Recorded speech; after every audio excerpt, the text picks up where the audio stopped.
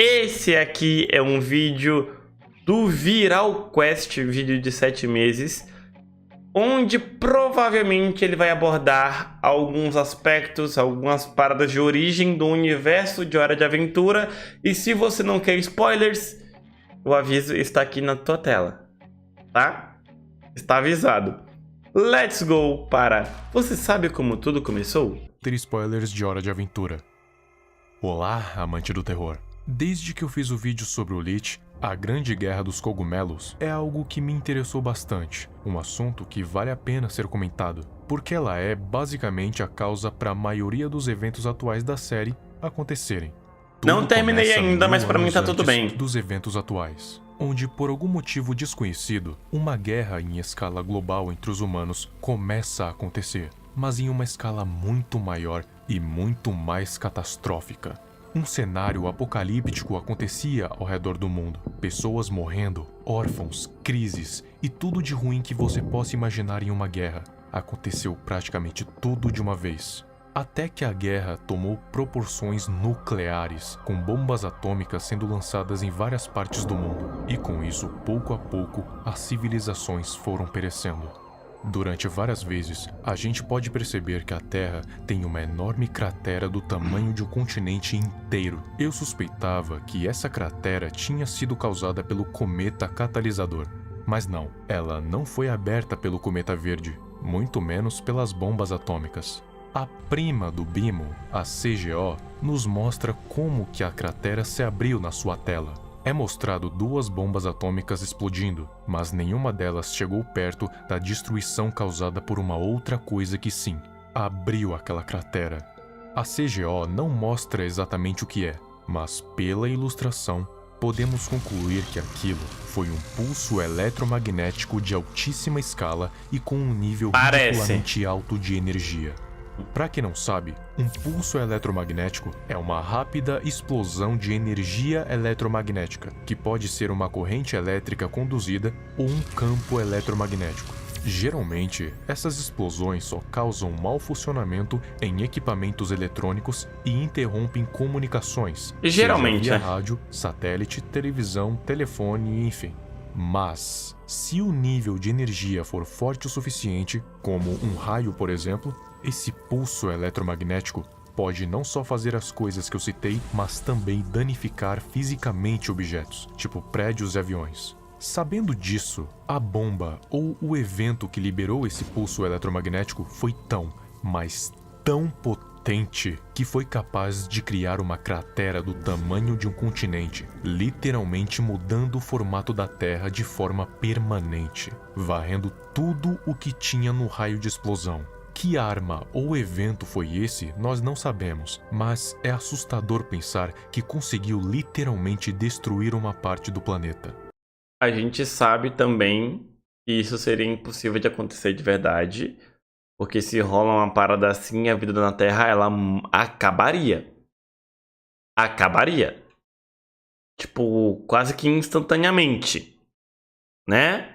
Mas, obviamente, isso é um mundo de fantasia e não tem por que ficar reclamando. Pode ser que até mesmo um dos países tenha usado a essência do cometa catalisador verde para criar essa super bomba, talvez a mando do próprio Lich. Nunca saberemos. Depois que a guerra acabou, o mundo inteiro estava em ruínas. Restaram pouquíssimos sobreviventes, o suficiente para dizer que a raça humana já estava praticamente extinta.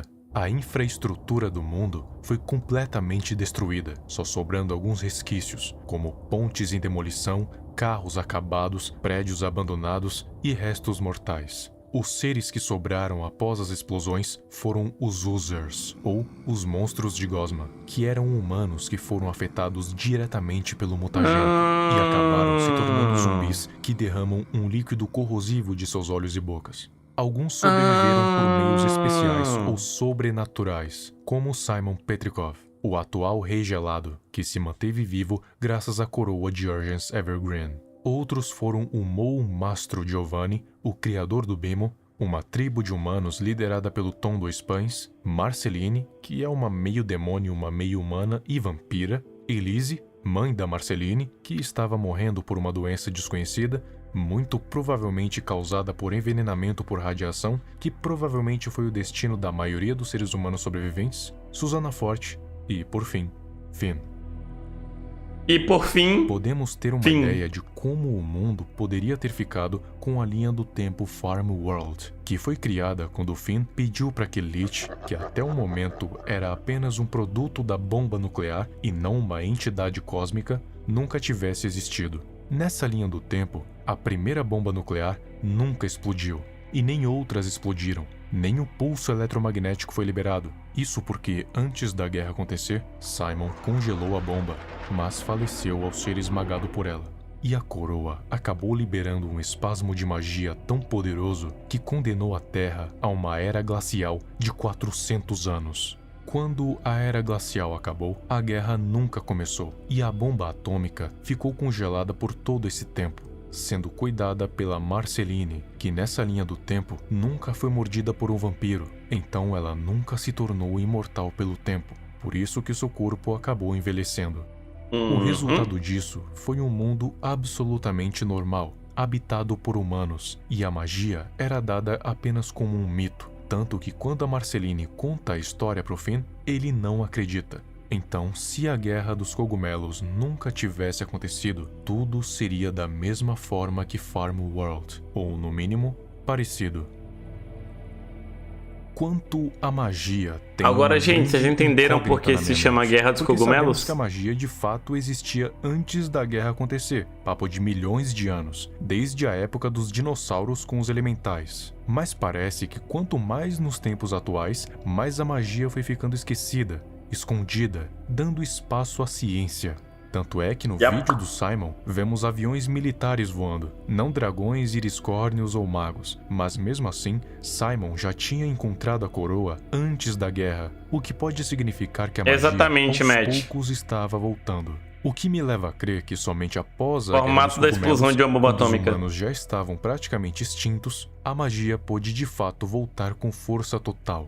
Talvez quando o pulso eletromagnético destruiu uma boa parte da Terra, pode ter causado uma fissura dimensional que fez com que criaturas místicas de outras dimensões pudessem ter passado para esse plano, junto com a própria magia ao passar dos séculos. Tanto é que tempos depois, vemos a Shoko ajudando a princesa do Reino Doce a construir seu castelo bem em cima do mutagênico. Só que ela acabou caindo lá e ficou desfigurada e mutada por causa da radiação. Ou seja, anos depois da guerra, um novo tipo de vida começou a surgir no planeta. Vidas inteligentes, mas que não eram humanas, que puderam ter vindo do próprio mutagênico ou de outras dimensões, ou que sempre existiram e puderam florescer agora com a ausência da humanidade. Eu nunca reparei no mapa. Essas vidas conseguiram reinventar as tecnologias humanas e até inventar as suas próprias. Mas não se sabe se elas são baseadas na tecnologia dos anos 80 ou se eles simplesmente as inventaram e coincidentemente são muito parecidas com a tecnologia humana. 1000 anos se passaram. Eu acho que é mais coincidência mesmo. E o mundo de Hora de Aventura está como está. Claro que por ser um desenho, eles não iriam dar tanto foco para ela, por ser um assunto pesado. Mas quando você para pesquisar um pouco melhor sobre esse assunto, você acaba reparando que ele é muito mais sombrio do que você imaginava. Isso é verdade. É um mundo pós-apocalíptico, com criaturas estranhas e uma humanidade praticamente extinta. Mas você não repara nisso quando você assiste, pois é disfarçado com a temática colorida e aventureira. Mas a história por trás é trágica. Isso é verdade. Mas é que tá, ô Wes, Hora de Aventura é literalmente o que ele falou, sabe? É uma vibe divertida, é uma vibe leve, é uma vibe tranquila, tipo, idiota, bobona. Mas tem certos episódios, tem certos detalhes que se você parar pra assistir prestando atenção nos detalhes, você acaba percebendo uma profundidade absurda. Tem um episódio que eu já falei pra Kim que eu não reassistirei de forma alguma em toda a minha vida. Que é o episódio do cervo lá maléfico.